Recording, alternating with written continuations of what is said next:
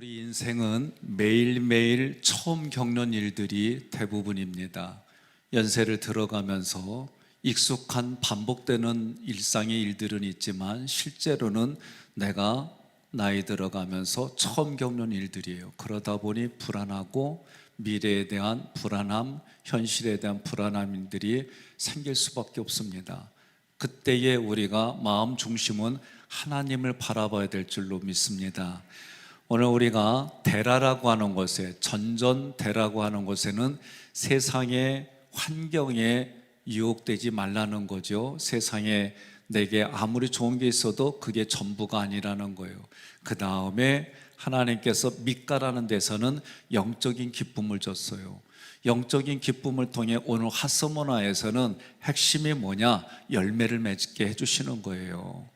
여러분, 열매 맺는다라고 할 때에 막연한 게 아니에요.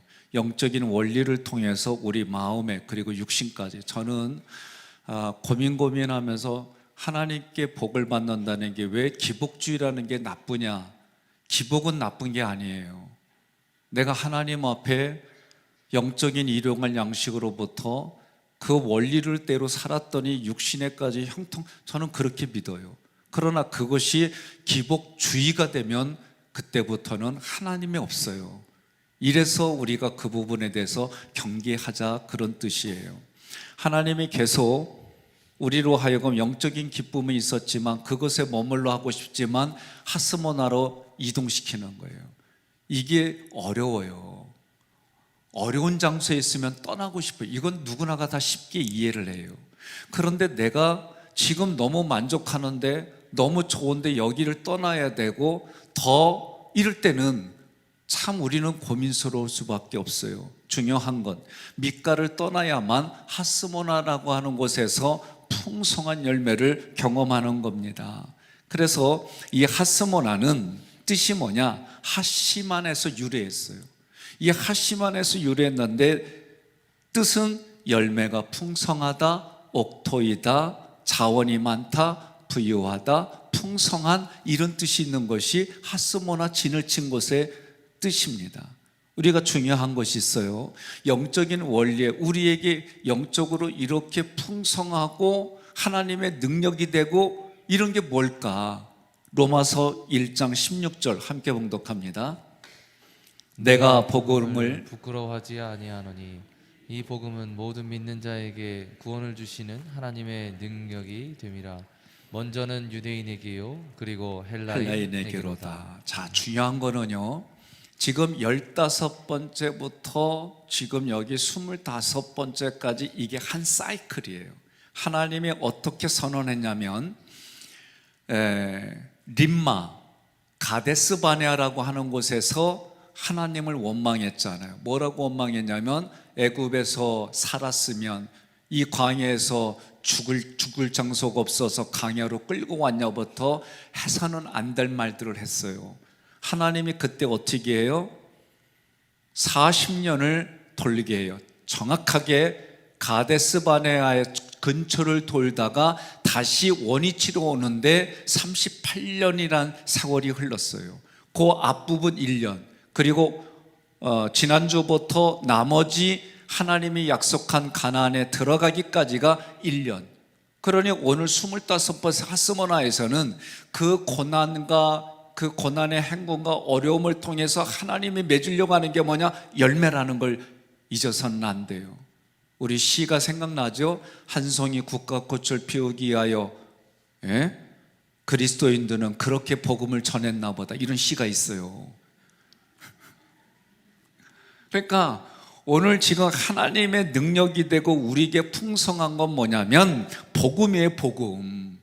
예수 그리스도 안에 있을 때 풍성하고, 예수 그리스도 안에 있을 때에 우리 내면부터 외적인 모든 것들이 풍성해요. 그래서 고백이 뭐예요? 고백이 예수가 내 인생의 전부입니다, 이런 고백을 하는 거잖아요. 우리는 그런 의도로 신앙생활을 해야 되고, 그런 목적으로 신앙생활을 해야 되고, 그렇게 우리의 삶이 바뀌어가는 거예요. 그런데 오늘 지금 한 바퀴 돌아서 핫스모나에서 원하는 게 뭐냐면 열매예요. 그런데 실제로 이스라엘 백성들이 민수기 과정을 보게 되면 20장에서 보게 되면 원위치에 원위치 됐어요. 그러니 모세가 참 보더라도 그렇지요. 부모의 마음을 가지고 있지 않고는 어려워요. 그럼에도 불구하고 하나님은 어떻게 해요? 하나님의 의도대로 끌고 가세요. 기억하세요. 사역이 되었든 성경의 원리가 돼서 사람을 대하든 우리도 저도 여러 대다수의 다수를 볼 때 많아요. 그러나 다수를 보면서도 생각하는 건 뭐냐면 이것이 하나님 앞에 하나님이 선하게 보시는 겁니까? 제가 이 싸움 무지하게 해요.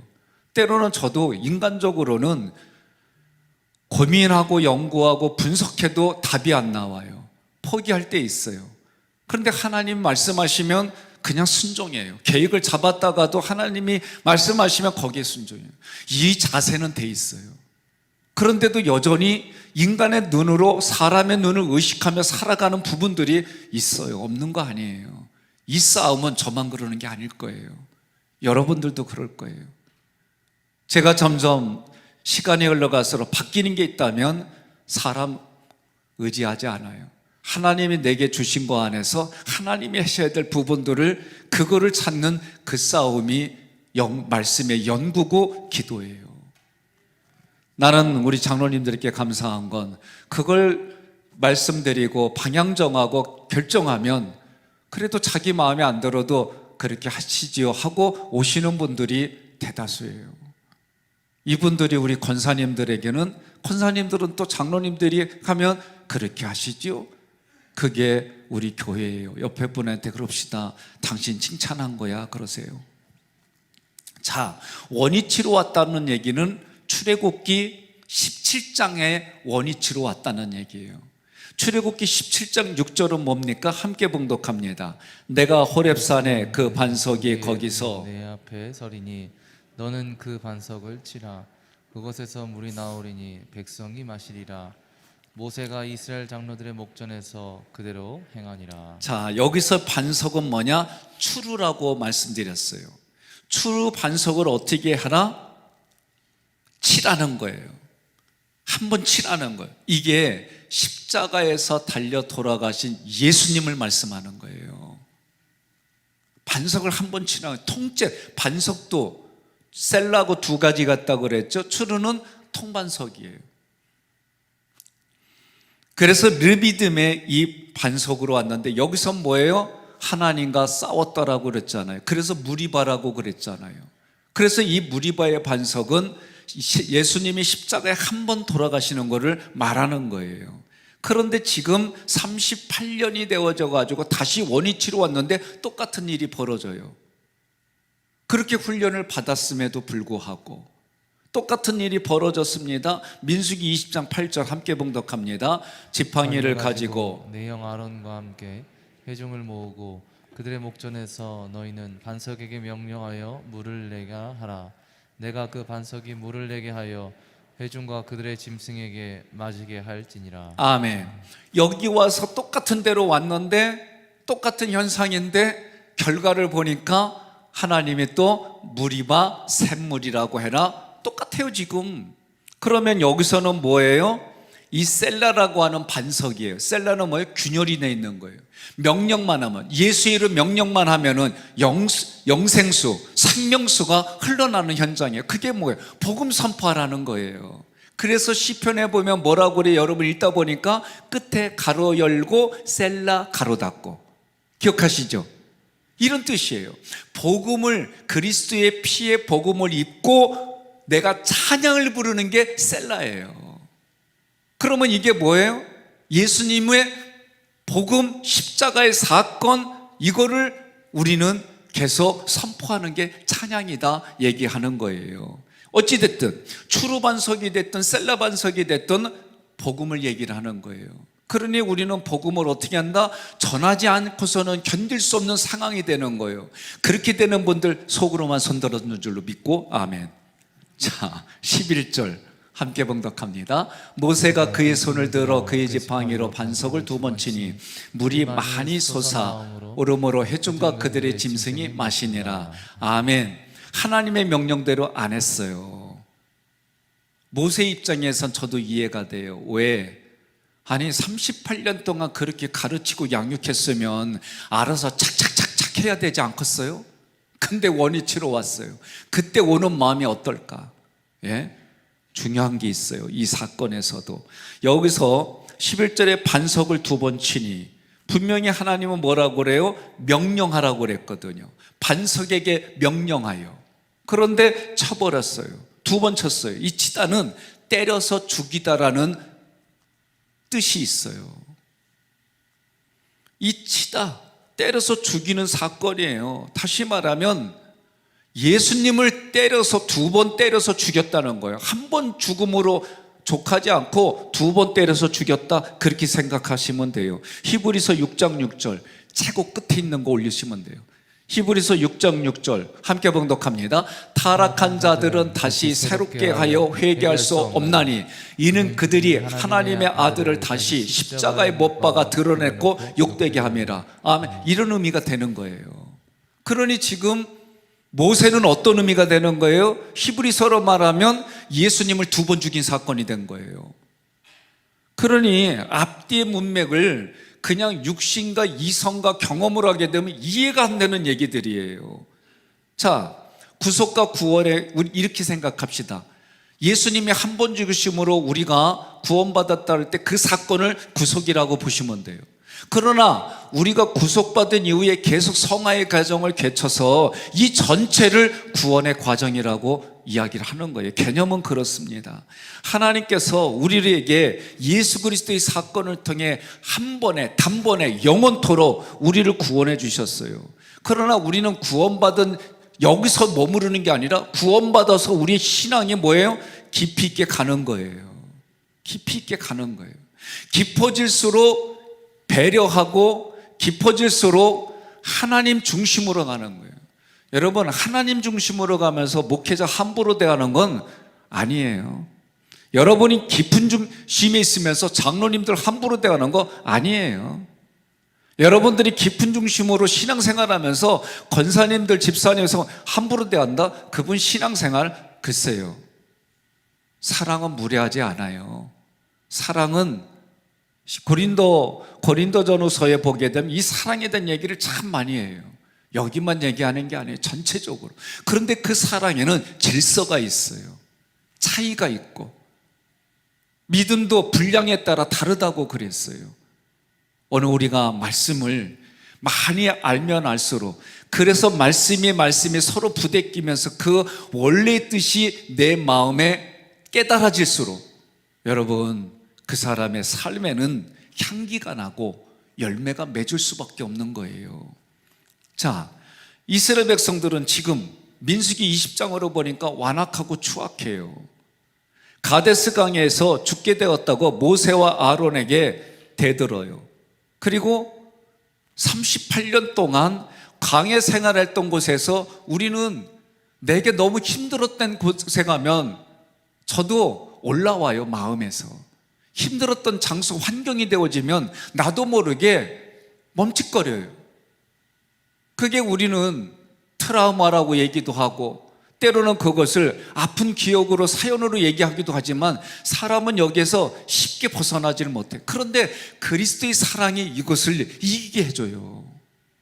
지금 모세는 바로 갈 수 있는 데를 38년 동안 그들을 데리고 가고 그들을 끌고 가고 어쨌든 이렇게 했는데 원위치로 왔다고 했을 때 얼마나 고통스러웠을까. 그래서 민수기 20장 10절에 함께 봉독합니다. 모세와 아론의 회중을 그 반석 앞에 모으고 모세가 그들에게 이르되 반역한 너희여 들으라. 우리가 너희를 위하여 이 반석에서 물을 내랴 하고. 자, 우리가 교회 행정으로부터 모든 사건에 하나님이 우선이 안 되고 사람이 우선이 되면 여기도 똑같습니다. 여기도 하나님을 본 게 아니라 누굴 봤어요? 추악하고 반역한 이스라엘 백성을 봤어요. 이게 문제예요. 그랬더니 어떻게 됐어요? 반역하는 너희여 들으라. 옳고금으로 보면 맞아요. 그런데 이게 율법이에요. 율법으로 모세도 이스라엘 백성을 정죄하는 거예요. 두 번째로, 우리가 너희를 위하여 이 반석에서 물을 내랴. 아론하고 둘이 얼마나 고생했어요. 우리가 고생했으면 이 정도는 해야, 저도 잘 쓰는 말이에요. 내가 당신을 해서 이 정도 했으면 당신 여기까지 해야 되는 거 아니야? 이런 말 잘 써요. 그런데 오늘 그런 관점도 우리가 너희를 위하여 이 반석이 물을 똑같은 얘기예요. 그런데 이건 뭐예요? 자기 의를 드러내는 거예요. 결국 이 구절은 하나님 앞에 이 구절 때문에 결국은 어떻게 해서 두 번 쳐버렸어요. 우리가 옳고 그름으로 보고 인간의 눈으로 보게 되면 오케이, 땡큐 베리 머치, 당신 한 말 맞아, 정당해, 해, 이렇게 할 수 있어요. 하나님 보시기에는 아니라는 거예요. 모세가 그런 상황에서도 여지껏 해왔던 것처럼 하나님 앞에 무릎 꿇고 하나님 앞에 머리 숙이고 어찌하오리까 이랬어야 되는데 사람 봤다 그 얘기예요. 무슨 얘기입니다. 저도 목회 행정을 하면서 사람 눈치 볼 때 있어요. 없다는 게 아니에요. 때로는 걱정될 때가 있어요. 이렇게 하고 실패하면 어떡하지? 하나님 이렇게 했어도 여기가 흔들릴 때 있어요. 저도요. 그리고 자기 의를 드러내는 사건으로 이게 끝나버린 거예요.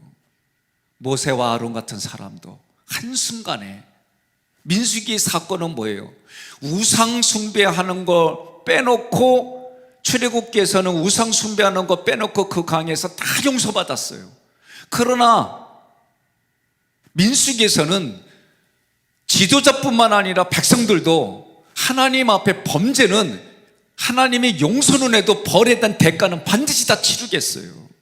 오늘 여러분 어제 얘기했잖아요. 우리는 어디 있고 싶다? 민수기의 광야가 어디쯤 뒤쪽에 있기를 원한단 말이에요. 그러려면 내가 하나님 앞에 생각과 감정과 말하는 부분에 여러분 정말 온전한 곳을 향하여 몸부림치고 가야 돼. 몸부림쳐도 안 돼요, 내 힘으로는. 그런데 몸부림치는 것을 하나님은 뭐라고 보느냐? 의로운 존재로 봐주신다는 게 마태복음의 산상수훈인 것을 깨달았어요.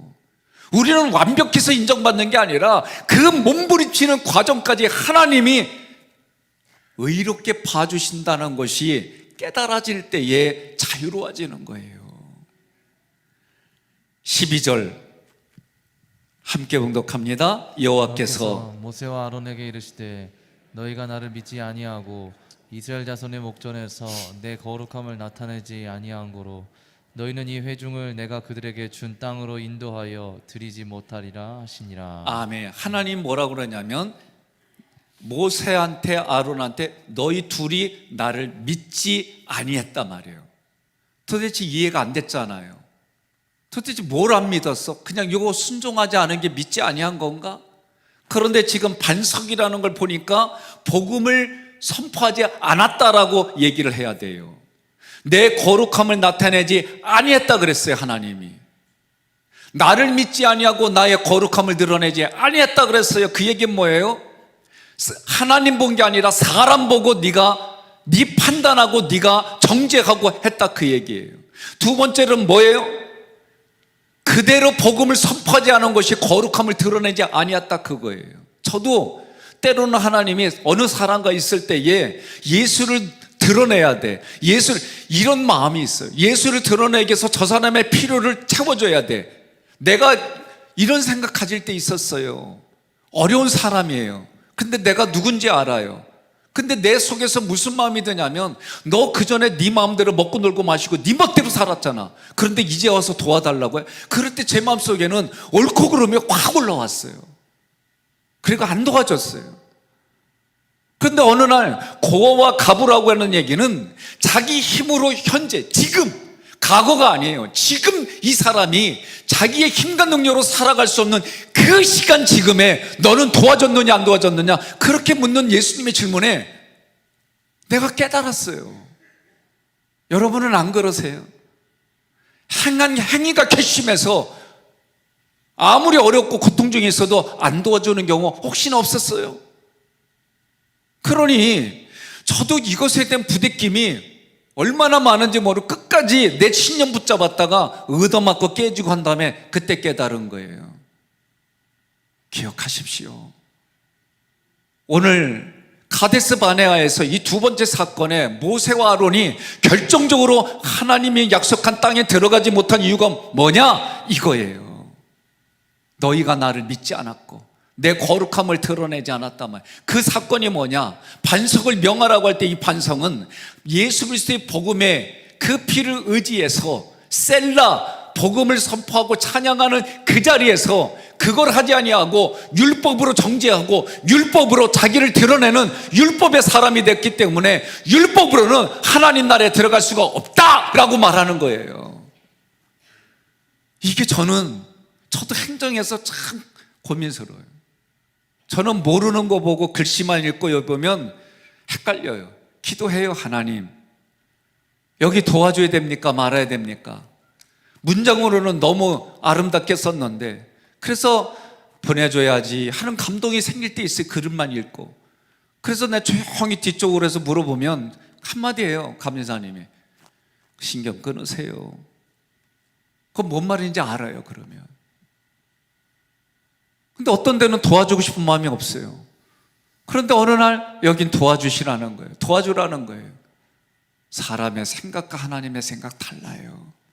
원리는 뭐냐?